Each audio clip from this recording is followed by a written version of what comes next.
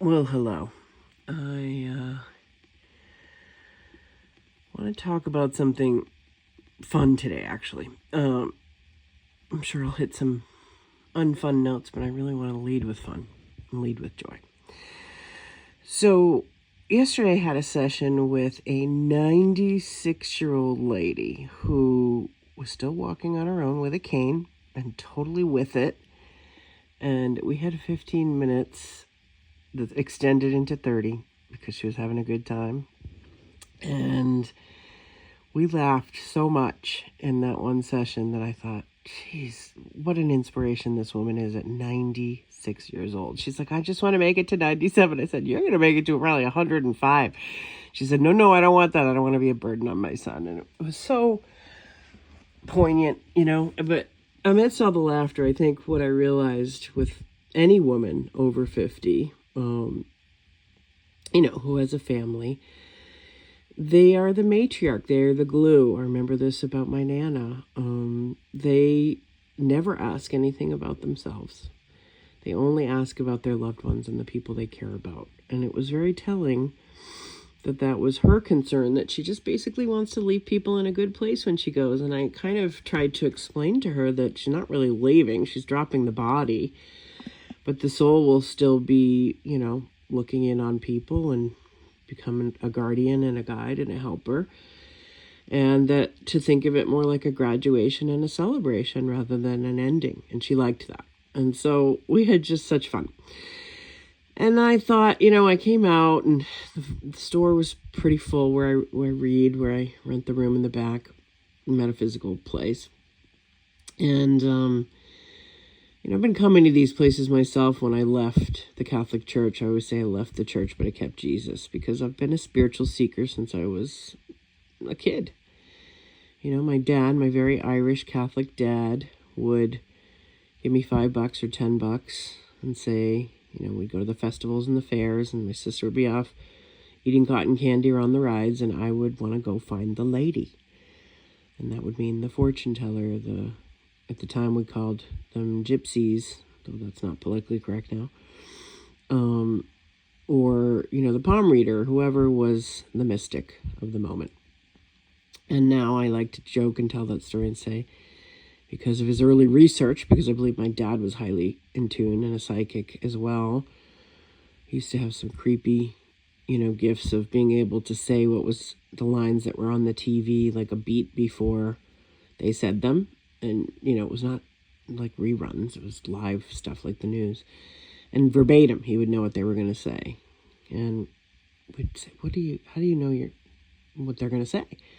He'd say, I just know. So now, come to find out, many years later, after studying metaphysics and different, religious pathways, which, you find the commonality in all of them, he was what they would call precognitive. Okay, and I have that one too. That's when you know something before it comes true in the 3D reality. Like, it may show up in your dreams. That's precognitive dreaming. Or you may just get it hit right before something's going to happen. Or, it's we all have some version of it, I think. It's like you think of someone and then they call.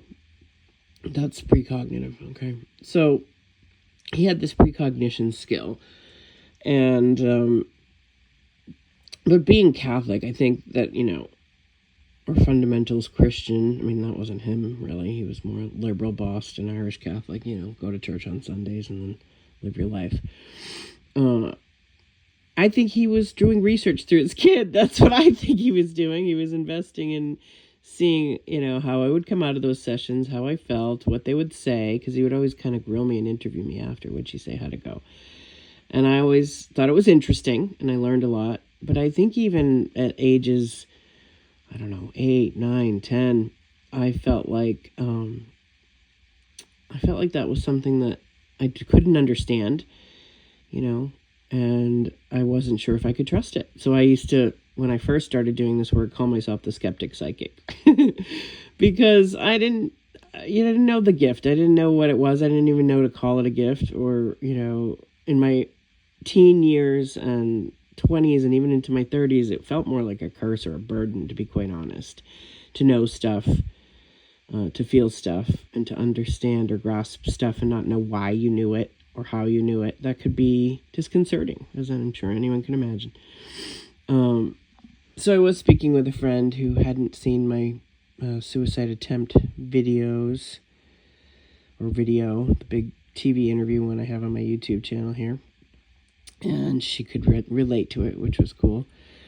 But that's so long ago, right? Like, that's me in my 30s, and now I'm in my 50s. So I think what I wanted to say is that every stage of life, whether you're like this beautiful woman at 96 and you just have a good heart and you're real and you're fun, you've lived some life and you know how to have a conversation. That's one thing I really appreciate about people who are elders is, you know, they're not glued to their screens 24/7 like the rest of us. So that's kind of cool. And they've lived, you know, so they have good wisdom and good advice. And they're not all, you know, softened by time. Some of them become curmudgeonly and cranky and stuff. But she was just a lot of fun.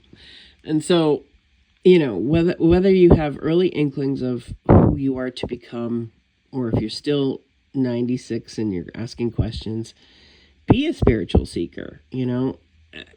If someone tells you it's double-minded or that it's lukewarm, let them have that opinion. That's rigid to me, and that's an inflexibility in your consciousness. So, you know, seek, and then I like to call myself a cafeteria spiritualist. I look at the buffet of offerings, and I pick and choose what works for me. Yes, I do cherry pick things that work for me, because why wouldn't I? And I leave the rest behind. I mean, there's a lot of misogyny in a lot of these holy books. There's a lot of treating women and children like chattel and property, and allowing the men, the head of the household, to beat or worse, do worse to us, you know, without consequence. So, and then there's a lot of rules where they're not allowed to do that. So it's very confusing. It's a mix and a mishmash of materials written by men for men, right?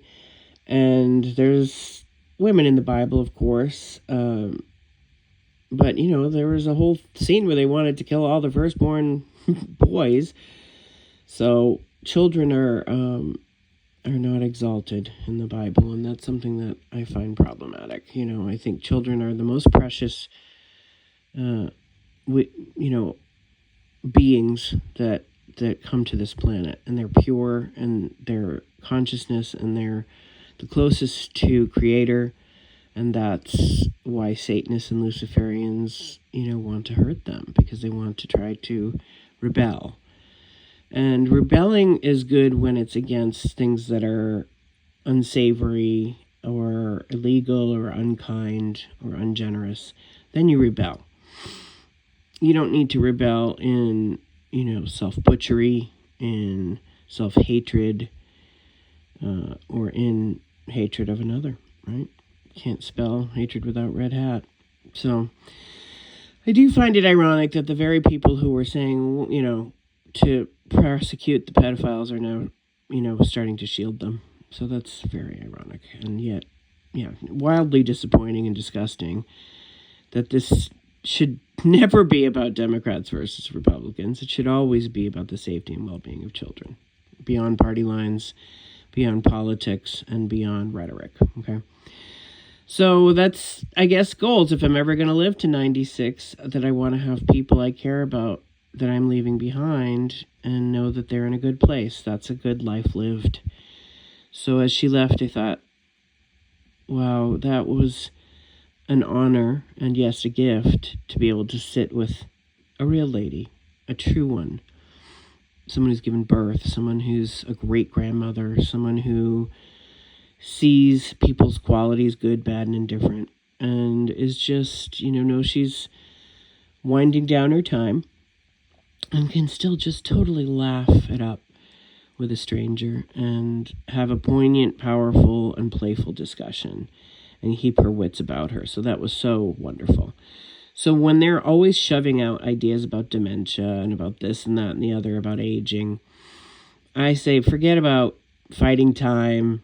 Forget about aging gracefully, even. Age joyfully, right? Like, be so, you know, present in your own life, so lit up from within, that if you sit across from someone 40 years younger than you, you can have a connection and a conversation and even a soul-to-soul communion that replenishes and recharges you, and that you gave some tidbits of wisdom. And I just feel like, she missed it up a little when I told her husband would be waiting for her to greet her and bring her home. And I just feel like the work I've been able to do, I have kept often in the broom closet, as they call it, or the psychic closet, because people frown on it, they mock it, they fear it, they don't understand it. Hollywood always gets it wrong. I say the one movie that was kind of quirky and fun that got it a little bit right was called The Butcher's Wife, right? And that one was, pretty accurate in the sense of that we get messages, we are messengers. We have our own filters, we have our own trauma, we have our own triggers, we have our own lens on things. But the best messages and messengers to me are the ones who don't do fear-mongering or gloom and doom or divide and conquer, but who know how to help people find that common ground place that we all have within us, where you can come to a table, be in a room, looking in the other person's eye, and your humanity, your shared humanity is in that room. Doesn't matter what walk of life you come from, what color your skin is, what your background or status is, what your class or your economic, situation is. It doesn't matter. That is not how Creator sees. That is how flawed human people see. That we are always categorizing and judging, and I'm definitely guilty of that too, but you got to go beyond. You got to see the soul, and that's where we meet. And it's not about left or right or red or blue or Democrat or Republican. I keep saying this,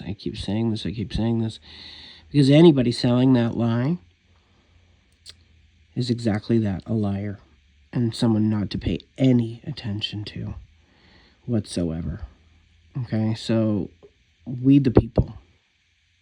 Let that sentence just, not even a fragment of a sentence. We the people. We the humans. We the ones with hearts that beat for hopefully the greater good and a better humanity that you leave behind you. And cleaning up your messes on the way and knowing how to apologize when you're wrong. Being humbled. These are the best people I meet.